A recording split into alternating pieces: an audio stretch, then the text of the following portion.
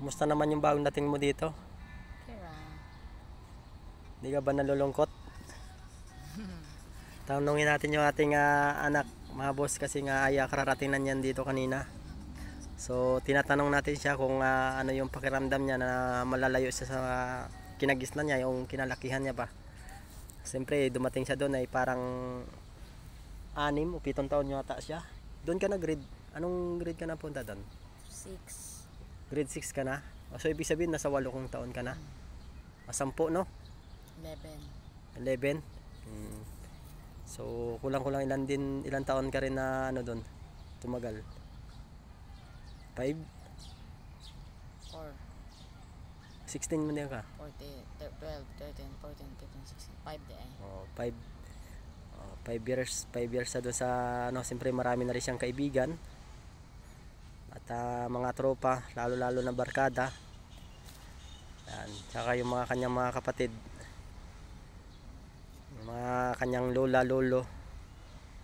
Tsaka kanyang mga tito.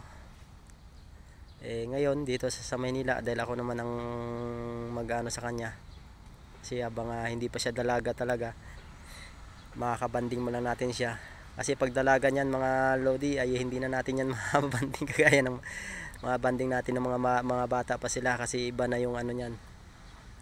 Iba na yung kanilang mindset, kasi nga ay mga dalaga na. Hindi na kagaya ng mga bata pa na pwede pa natin dalhin sa ganito, pwede pa natin dalhin sa mga ganon.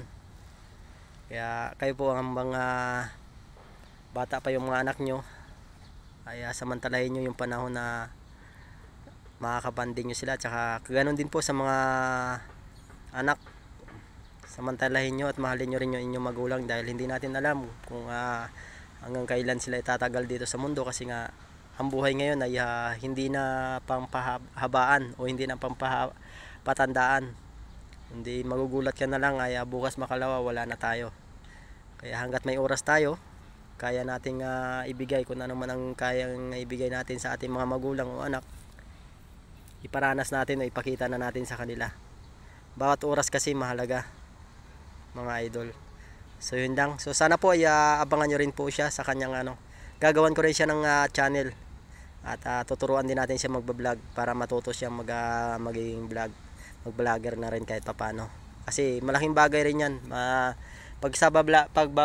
Pagbablog kasi ay diyan mahahasa yung pakikipag-ugnayan mo sa mga tao. At yung mga ano, yung paano mo kukuha yung mga gusto mong kunin o yung mga gusto mong gawin, kung paano para masanay ka. Kaya sana ay maging matagumpay siya sa kanyang mga plano. Wag mo na wag mo na magbo-boyfriend. Boyfriend pwede, pero yung asawa hindi. Kasi ay mahirap. Tapusin mo na yung pag-aaral tsaka stable na trabaho bago kayo mag boyfriend o mag-aasawa. So hanggang dito na lang mga idol. Abangan nyo po yung kanyang channel. Sana po ipa-plug ko rin naman sa aking channel mga idol. Tingnan natin kung marunong siya at matuto talaga siya.